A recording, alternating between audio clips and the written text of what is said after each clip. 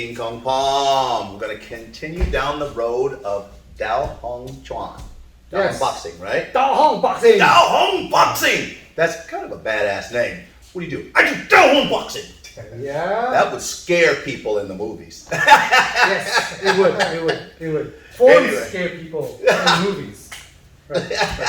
All right, so we're going to continue down this road. This is what we're doing. So see how it is. It's called a Cross elbow. Cross elbow. Right.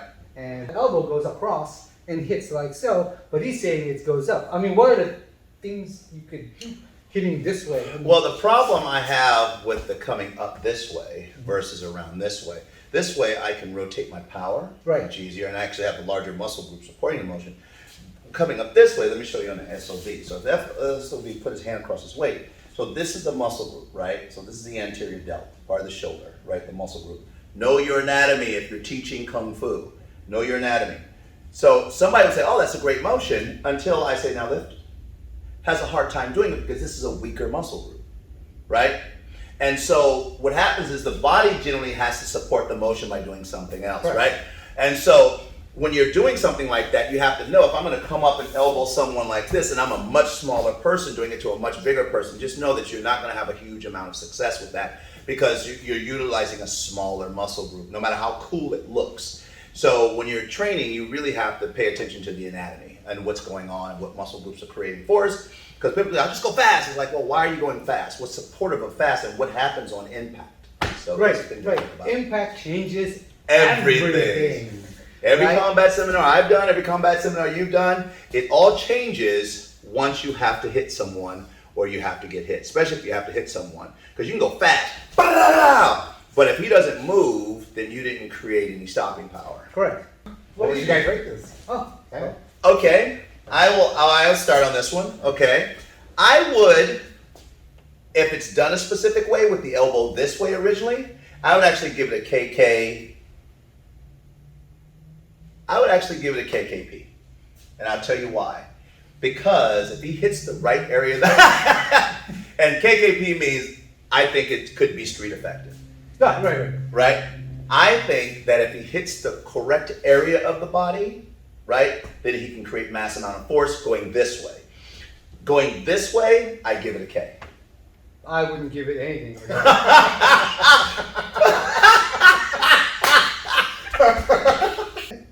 For me, I give it.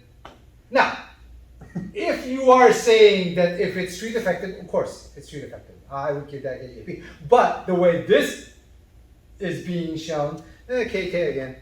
KK? Yeah. Well, and understanding anatomy and physics is really important. I'll tell you why.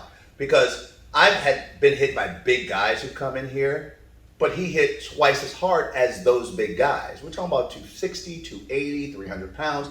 He hits harder. Reason being because he understands movement, where to put the muscles, how to put the muscles in action, how to make them work, how to get inertia in all the motions and rotate the hip and sinking, utilizing gravity. All these things that's required every time you do a move on another human being. Once again, not something you can do online. You have to be with another partner. Martial arts is a study of motion in lieu of impact. Right. So you got to understand that. So this is the cross elbow. So cross elbow. You got KKP. He gave KKP. Mine's KK. I don't get a hook. All right, you get to go first though. He does this. That. Right? Right. I already forgot how he did it, but how would you do it? But what I would do is I would come out first, so you could do a punch like here, right? Across here, right? And of course I could do this again, bam, right? I could switch off, but it's bring it in, bring it in, bring it in. So here, so go through, ooh, and then damn, he went up. So either way, so it's not really not that hard. No. And if the elbow is used in this access, that's why I would give it a KKP, because your body is actually generating stopping power. Right. And one good thing about this has a lot of force going through. So even if he's just like this, just do that. And you can barrel through. You just barrel through that. Well, boom. Right? You could plow through that with that kind of motion. And because you have all of this coming up and all of this going through. Now, like what we were showing the other one, if I do this, first of all, I'm going to go straight up on this elbow. Hurts like a mofo, right? And there's absolutely no way if I... That hurt. Right. And the moves we're doing may not be exact to the way he's doing it, but the principles of how it works are what we're talking about here. And if you're going to come up this way versus this way, you need to know that they're different elbows. Those are totally different elbows. And if he's staying traditionally true to the way he learned the form, good for him, but we are looking at it from what would work on the street. Right. And remember, you just don't do one. When you do your sansao, your combat training of lessons, it's one and all the way down until he falls down to the ground. Right. And then you lay him on the ground, take his money and car, and go away. I think someone needs some therapy.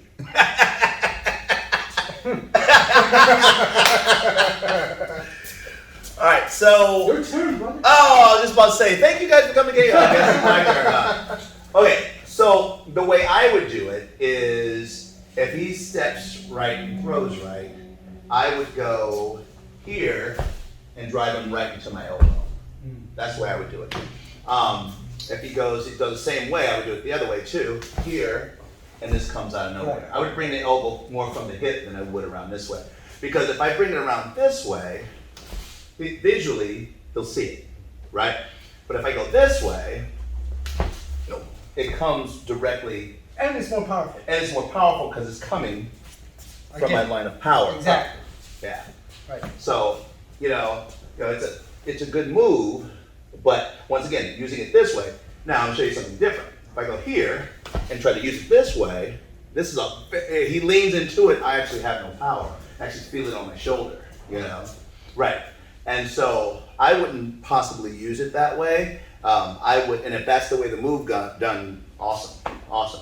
I don't get that's not even a K or a P, that's a 0. If it's going up, right. So, oy vey. Right.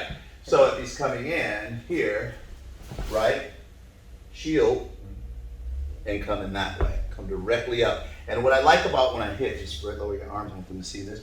When I hit, right, I can use my legs to drive through.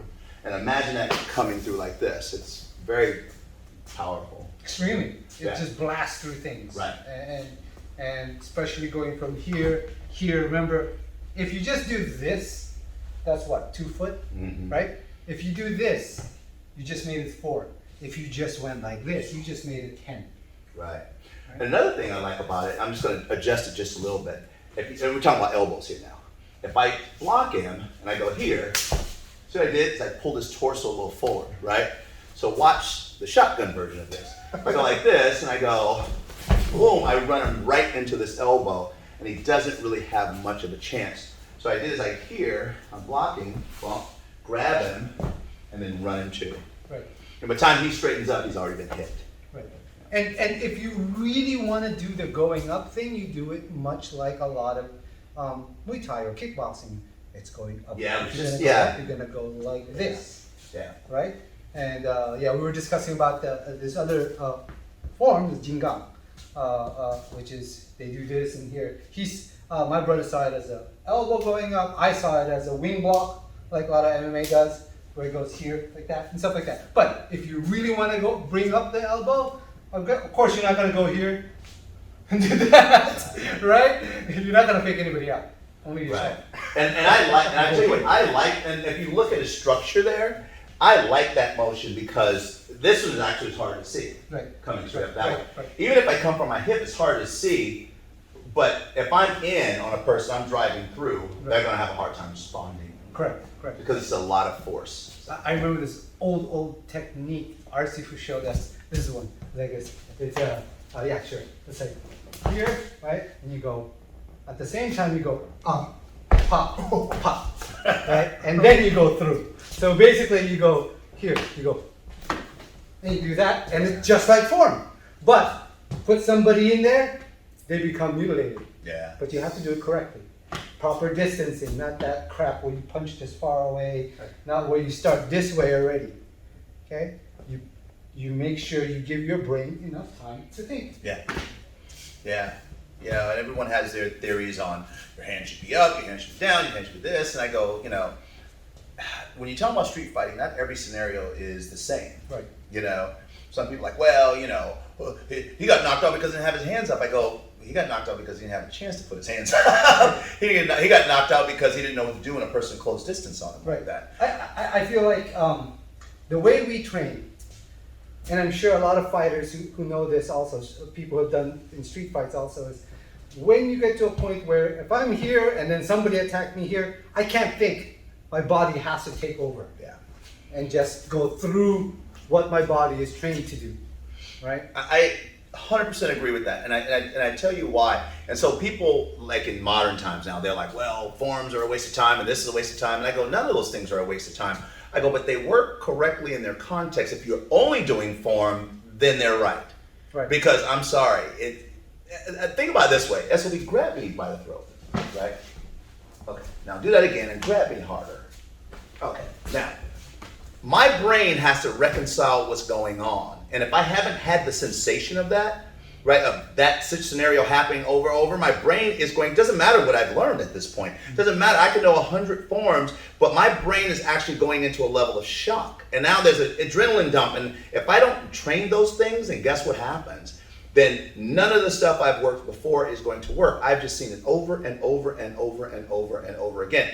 And once a person's put in a shocking situation, which street fighting is, right? People are like, oh, I spar this. I'm like, yeah, I go, but okay, that's fine. But I'm gonna give him a bat and give this guy a knife and now let's see what happens. And then that changes the psyche of what's taking place.